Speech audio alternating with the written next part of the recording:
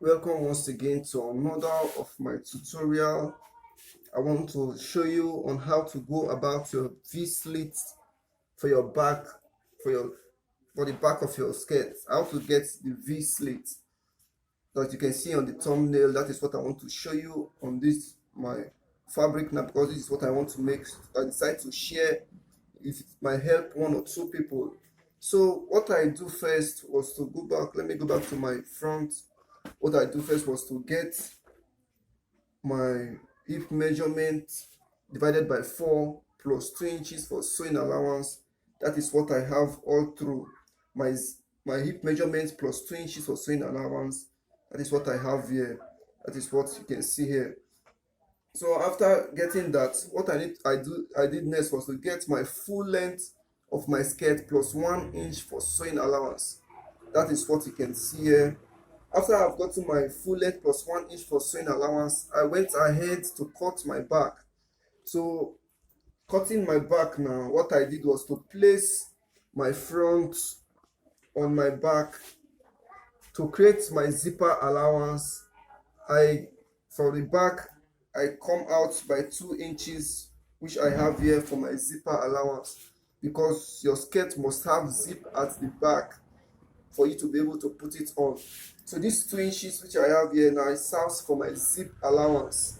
So I hope this is clear. So I want to go back and list out my measurements, and I'll come back to show you, because I want to make this quick and easy for you to do. Okay, so right here now I have my measurements listed out, and how I got my measurement was to get from my waist to my hip, which is this 9, which you are seeing here, my waist to my hip, which is 9, and from my waist to my nail, which is 19. Because why it is 19? Because it is not supposed to be at your exact nail. If you take your waist to your measurement, it's supposed to be 21. So this 21 now, you have to minus 2 to get your nail. Your upper nail is supposed to be at the optional place to be able to walk freely. So this is how I come about this 19 for my nail. So after you have gotten this, what you need to do now is to get your measurement plus 2 inches sewing allowance, because I have my hip here plus 2 inches for sewing allowance. That is what we are going to get for all. But before that, let me show you how to go about this. So for my waist now, my waist measurement is 32 divided by 4 gives me 8. So this is my 8 which I have here. This is my 8 which I have here. So I'm going to put 1 inch for my dart, because your front is not supposed to be straight. You need a dart to make your hip to be fit on you. So once I have this 1 inches for my dart, I'm going to put my 2 inches for my sewing allowance. So you can see this one is for my sewing allowance, and this is my hip here. My hip is 38 and a half divided by 2 gives me 9.6. So I have my 9.6 here, 9.6 here, plus my 2 inches for sewing allowance. You can see 2 inches of sewing allowance. So what you will do next, how to get your nail measurement, you have to minus 1.5. You have to minus 1.5 from your waist to get your nail. You can go as long as minusing 2, but I prefer using 1.5 because I don't want it too tight. So let's say 1.5 minus from our hip measurement will give us, what I have here is, will give me, this is 1.5 here, easy way to get your calculation, will give me 10.2. So I come down here now to apply my 10.2 here. So apply my 10.2 here. This is what I'm going to take down to my full length, 10.2.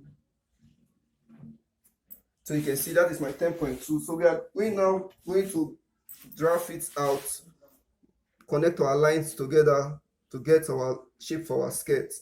So all you need to do is to get your line for your skirt, go upward like this. You can see connecting my lines together. So this is as simple as ABC. So this is what we have now. Let me go ahead to cut it out.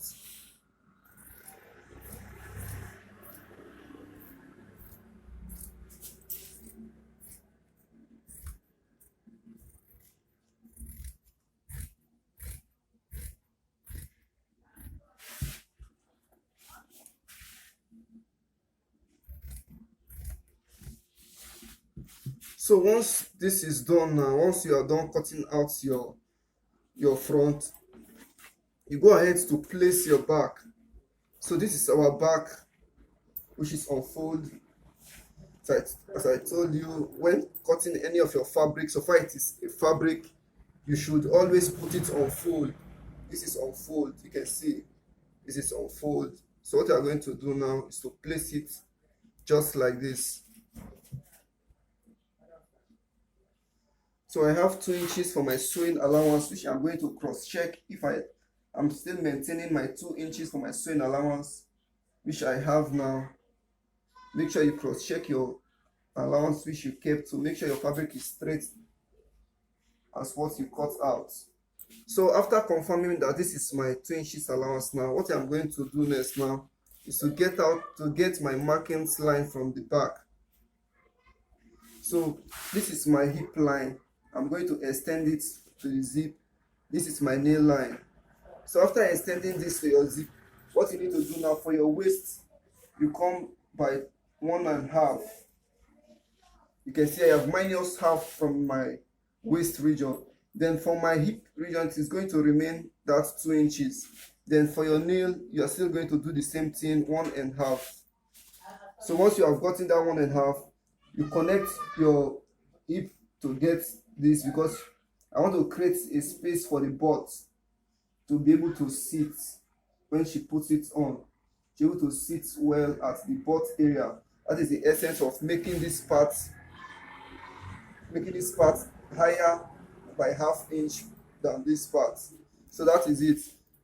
So once you have gotten that, all you need to do now is to get your nail region. So this mark now indicates that this is my nail region. Then I come over to the down part.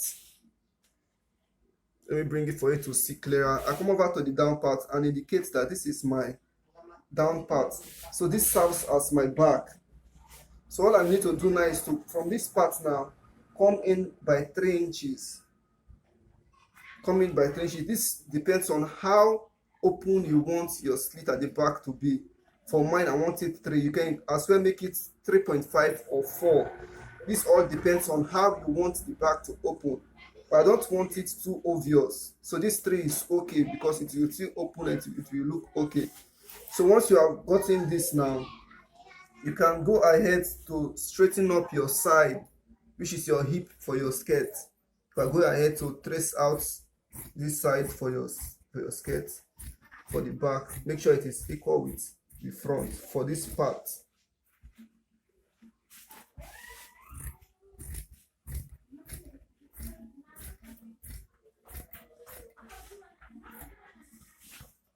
So once you are done doing that now, this is an indication that this is my nail, because we really need this measurement. So once you are done with that now, you take this off and you bring your ruler.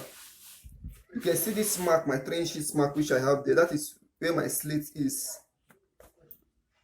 So when doing this, you must consider that after sewing, your sewing will also enter here, because this is our sewing allowance which we have for our stitching.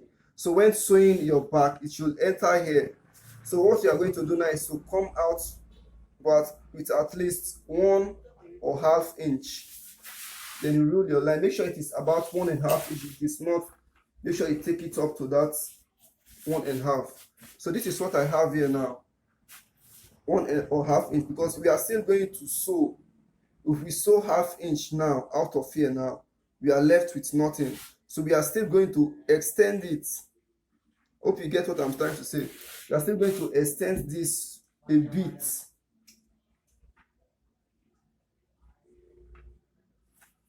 From that your same line.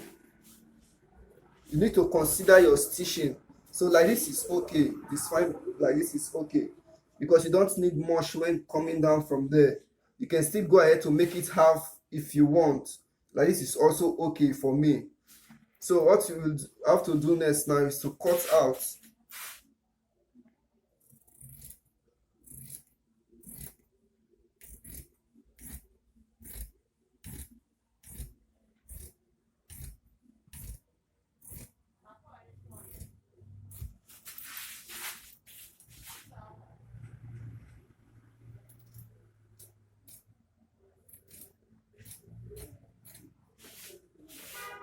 So this is it for the back. So let's just assume that when sewing this, it will come like this. When sewing, the machine will come like this. When sewing, you can see. When sewing, so this is what we have. When sewing this part now, it will come more than this, and you don't want this to happen. What you want now, you want it to be at your nail region. So what you are going to do now, you are still going to extend this to make sure it sits. When you sew now, it sits here. So you are also going to extend this from your full length. I want you to be able to do this. So what we did now, I'm going to bring it out like this. So you can see. So when sewing, it must sit here. So after I extended this like this, I'm going to make use of this line which you are seeing here now. I hope the lines are not too confusing for you to understand.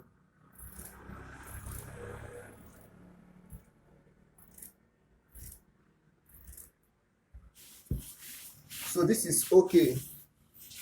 What you need to know about that line for you not to be confused is that after sewing, or when sewing rather, your thread should always be at this point, because if I decide to hold ½ inch now out from this, it will fall back to this point. Hope you get. If I decide to hold ½ inch from this now, when sewing, it will fall at this point. So this is okay. You can see that was why I decided to trim that out. So let me say from this point now to this is 0.5. So you can just go ahead to make yours 0.5, because after sewing with everything, when coming down with this part, it will land at a perfect point. So that is it, what I want to show you for today. So let me go ahead to show you how to get your dart for those that do not know how to get your dart. So how to get your dart is your nipple to nipple measurement. So for this case now, nipple to nipple measurement is 7. So 7 divided by 2 gives me 3.5. That is what I put here. Go ahead to notch this. And another thing for beginners, when sewing this, you might slightly make mistake when sewing this, because you might, after sewing, you might, when joining it, mistakenly you might turn it like this. For beginners, I know for professionals, you know it is not supposed to be like this, but for beginners, they might make mistake. You might make mistake to put it like this. So all you need to do for that mistake not to occur is for you to give this edge a notch like this. I can go ahead to sew this without this notch. I still know where to place, but I want you to be corrected so that with time you will be able to know where to put your fabric. But for a start, give it a notch just like this. This indicates that this is for your back, where your zip is going to pass through. So when sewing, you know that okay, you are going to sew here before you know how to fix your this thing, but you know that this indication is for your back. So that is it. So let me go ahead to cut my lining for you to show you how to go ahead to join, because I'm not going to show you how to sew it, but because of my 1 inch sewing allowance which I kept, some people keep 2 inches for sewing allowance, and there is a way of sewing that which I also know, but I want to show you how to go about this. So let me come with my fabric. Okay, so right here now I have my lining cut out equally. You can go ahead to use cotton lining for your own fabric. So this is what, let me bring it down for you to see the down part of my fabric. So this was cut equally. So what I'm going to do now is to minus 1 inch from the down part. But if you are working with cotton lining, if you are working with cotton fabric as your lining, I will advise you to go with ½ inch. I'm using this 1 inch because this is a spongy lining and this is softer than your cotton lining. So this, in terms of stretch somehow, so I go with 1 inch for this. But if you are working with cotton lining, please go with 1/2 inch. So all you need to do, because your lining is not supposed to be equal with your main fabric, so that when you sew in, it will be able to fit inside and not coming out. So this is it. Go ahead to do the same thing for your back. So I want to use this medium to say thank you to all of you for coming by, stopping by to watch and also learn on how to go about this. I hope this is helpful. If it is helpful, give this video a thumbs up and comment any place you don't understand. I will come back with a clear paper illustration to show you how to go about this. I'm always here to support and to help in any one way or the other. So please subscribe and click the notification bell to get notified whenever I upload a new video. So as always, stay safe and remain blessed.